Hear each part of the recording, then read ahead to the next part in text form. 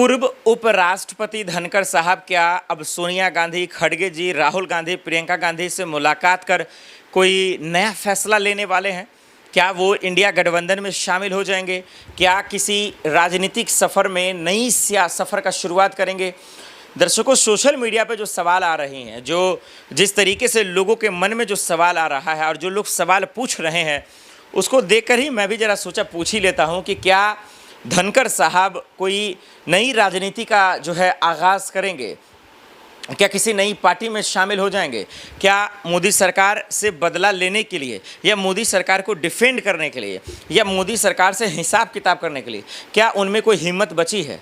क्या वाकई में वो अपने हक के लिए, देश के लिए, संविधान के लिए, लोकतंत्र के लिए, क्या वो किसी राजनीतिक पार्टियों का या फिर नेताओं का क्या साथ लेकर या कुछ बदलाव करेंगे? दर्शकों, इस वीडियो में समझेंगे कि धनखड़ साहब को आगे करना क्या चाहिए।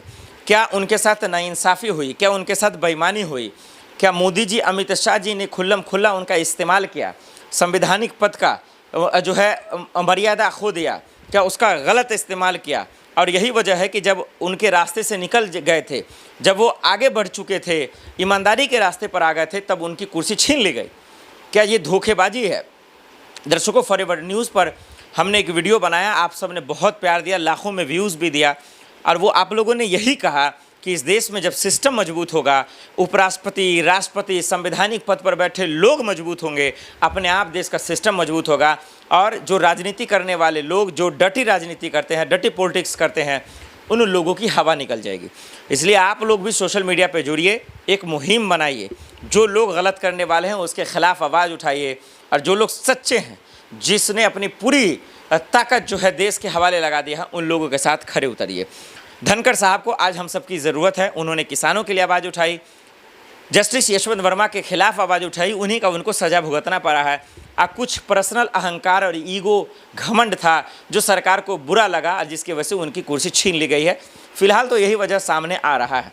ये बीमारी का बहाना, स्वास्थ्य का बहाना, इनको आप थोड़ा सा साइड में रख सकते हैं, क्योंकि ये सिर्फ एक देखने में और सुनने में अच्छा लग रहा है, इसका ग्राउंड लेवल से कोई लेना देना नहीं है।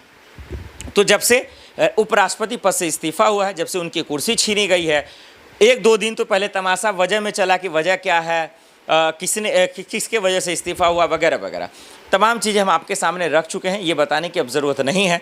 अब उस सवाल पे आते हैं जो सवाल लाजमी है, जो सवाल बड़ा है, और वो सवाल ये है कि अब जगदीप धनखड़ साहब का रास्ता क्या है, आगे का सफ़र कैसा होगा, क्या किसी पार्टी में जाने की कोशिश कर रहे हैं? दो तीन तस्वीरों पे गौर फरमाना चाहता हूँ आपका। दरअसल वो ये है कि एक तरफ वो इस्तीफ़ा देने से पहले, कुर्सी छोड़ने से पहले वो अरविंद केजरीवाल से मुलाकात करते हैं, और खड़गे जी से, कांग्रेस अध्यक्ष खड़गे जी से मुलाकात करते हैं। तो लोगों सरकार का मानना है, या सरकार का कहना है, या सरकार का दरअसल ये अनुमान लगाना है, क्योंकि जैसा सोशल मीडिया पे चल रहा है कि ये तमाम वजह थी जिसे धनखड़ साहब को दरकिनार कर दिया गया, उनके हाथ से कुर्सी छीन ली गई। तो अब लोग यही सवाल कर रहे हैं कि क्या धनखड़ साहब कांग्रेस पार्टी में शामिल हो जाएंगे? क्या खड़गे जी से इसीलिए मिल रहे थे? क्या राहुल गांधी, सोनिया गांधी से मिलेंगे, या फिर आम आदमी पार्टी में शामिल हो जाएंगे, या फिर बीजेपी छोड़ के किसी गैर पार्टियों में शामिल हो जाएंगे? ये तमाम अहम सवाल है जिसका जवाब आधिकारिक तौर पे मेरे पास नहीं है, क्योंकि धनखड़ साहब ने ना इस्तीफे पर कुछ खुलकर अपना बयान दिया, ना प्रेस कॉन्फ्रेंस किया है, और न ही कैमरे पर आकर वो बात बताना चाहते हैं जो बीजेपी से उनकी अनबन हुई है।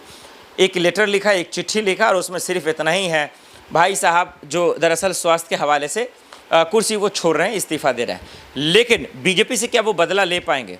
क्या उनको इंसाफ मिल पाएगा? आइए अब हम आपको बताते हैं उसके लिए धनखड़ जी को क्या करना चाहिए।